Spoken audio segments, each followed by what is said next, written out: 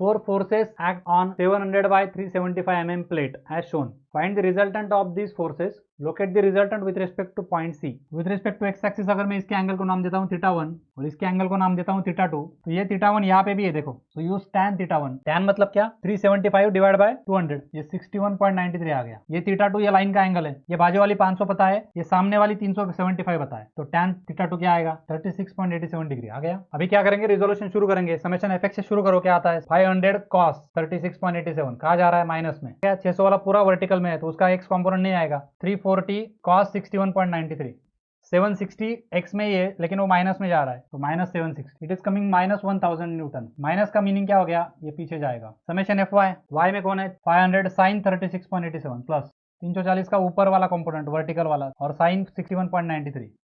760 वाला तो ऑरिजेंटल है, वो आएगा ही नहीं. ये 600 वाला ऊपर जा रहा है तो प्लस लूंगा, 600 प्लस में आएगा. तो ये प्लस 1200 आ रहा है. प्लस है मतलब क्या, ऊपर जा रहा है, एक्स यहाँ पे जा रहा है और वाई ऊपर जा रहा है. ये सेकंड क्वाड्रेंट आ गया.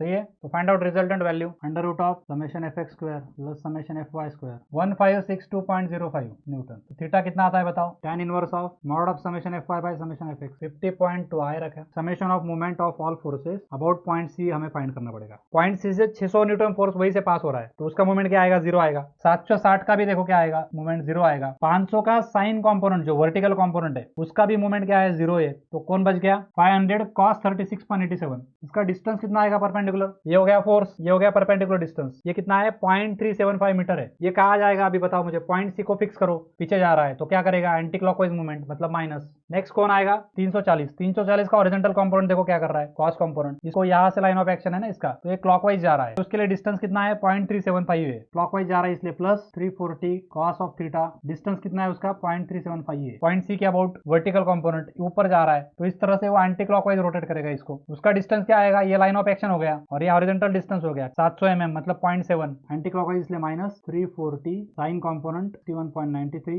डिस्टेंस 700 mm मतलब 0.7 metre. Calculate this and tell me the value. It is minus 300 newton metre. Minus मतलब क्या, anti clockwise. Find out x bar mod of summation of movement upon summation of, it is 0.25 metre. Y bar क्या आएगा, mod of summation of movement about summation F x, it is 0.3 metre. उसका location देना है हमें, कौन से point के about देना है, पॉइंट सी के अबाउट देना है. पॉइंट सी से क्या करेंगे, एक्स एक्सिस निकालेंगे, वाई एक्सिस निकालेंगे. पेन रखेंगे किसके ऊपर, हमने जो ओरिएंटेशन ढूंढ के रखा है उसके ऊपर रखेंगे. मूवमेंट को ऑब्जर्व करेंगे, माइनस 300 आ रहा है मतलब एंटी क्लॉकवाइज मूवमेंट आना चाहिए. तो इसको अगर मैं इस साइड पे लेके जाता हूँ क्लॉकवाइज मूवमेंट क्रिएट करेगा तो ये चलेगा क्या, नहीं. तो इसको उस साइड पे लेके जाना पड़ेगा. तो पॉइंट सी के अबाउट क्या करेगा, एंटी क्लॉकवाइज मूवमेंट क्रिएट करेगा मतलब सी के राइट साइड में जाना चाहिए. तो ये मेरा रिजल्टेंट है. ये हॉरिजॉन्टल डिस्टेंस उसका एक्स बार हो गया और ये वर्टिकल डिस्टेंस उसका वाई बार हो गया. ठीक है.